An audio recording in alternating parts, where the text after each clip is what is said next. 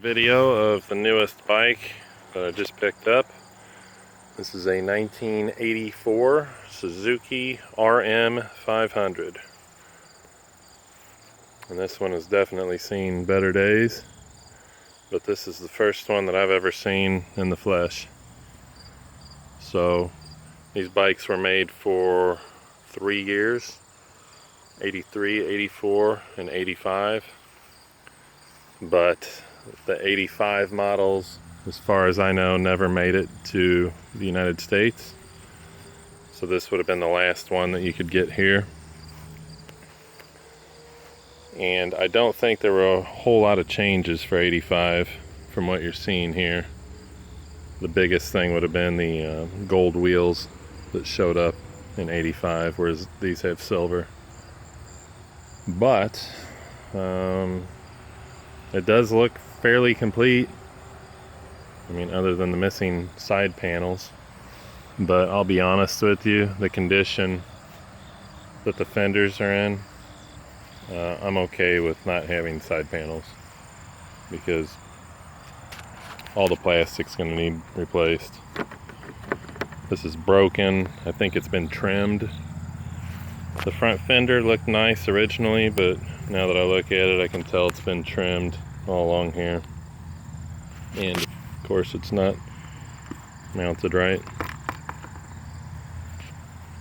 The tank is actually pretty decent. The guy I bought it from spent some time with a razor blade and cleaned it up and did kind of a quick and dirty polish job on it, and he didn't really do too bad.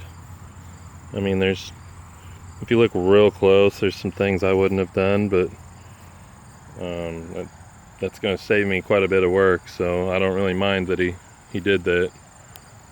The seat, it's going to need new foam and a new cover. And boy, that exhaust, I've never seen anything like that. I mean, look at this. I can't even tell which way the bike is pointing. But I couldn't even imagine trying to ride with that. And I don't know if he ever got it running, but he did tell me that he took the cylinder off and bought a new Wassenaar piston and had the cylinder board to match. And there was some pictures to help substantiate that.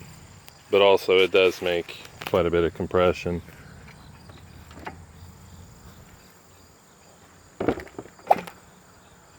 Yeah, so I think I'm gonna be okay with the cylinder, but I would be smart to probably take it off and just take a good look in there and measure things and make sure that it is fitted to that bore. You can see there's no carburetor. He did give me the carburetor. It's the original McCune carb. And from what I've read, they were not good carburetors because they were almost impossible to get all of your circuits dialed in when they were new. This one is worn really bad. The slide is just rattling around inside. So I picked up a PWK 36 key-in carburetor, which I think will probably be okay for this, because this was not so much of a powerhouse as it was a torque machine. I've heard that they make like 43 or 45 horsepower. I figure if a PWK 36 can support that on a 250, it should be able to do it on this one. And there's a crack in the magnesium cover, or that could be a hole. I can't tell what I'm looking at. And some missing bolts, broken bolt in the kicker sprawl. But it's, I mean, like I said, I've never seen one of these bikes. And I thought if I don't pick this one up, I probably won't have a chance unless you're trying to buy something that's finished. Man, look at that. Throttle cable is junk. So the forks need rebuilt, the shock needs rebuilt, the frame doesn't look bad except for up here. Looks like that area has been welded, probably been looped out about 1 or 200 times in its life. So I may have to sit down and I don't know, kind of grind this out and check out how strong it is, see if it's pointed in the right direction. The shock, it's interesting that the cap has been removed. See that little threaded piece? I don't know if he was just curious and took a look in there, but the shock needs rebuilt. It's gonna need a lot of work, but if anybody's curious, I did give $1,000 for this thing, which I know some of you are probably shaking your head, but nice ones are going for 25 or 3 grand.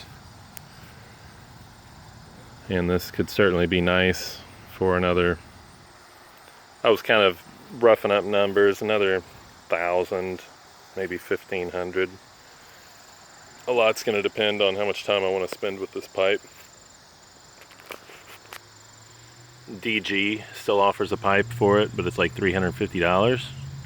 This one isn't horrible, and I'm half tempted to just cut it right there and do what I can to straighten all this out, and then take my time re-welding that back together, and then the rest of it from there on up is pretty decent.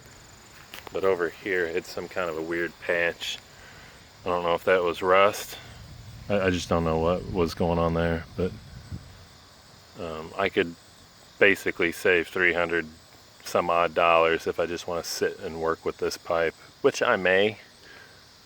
We'll just see. But yeah, this will be, I don't know, it'll be interesting. Definitely the oldest one that I've got now, and kind of looking forward to getting into it. But first things first, I have to finish up the ATK, but I will keep an eye out for parts for this puppy and keep the updates coming. Peace.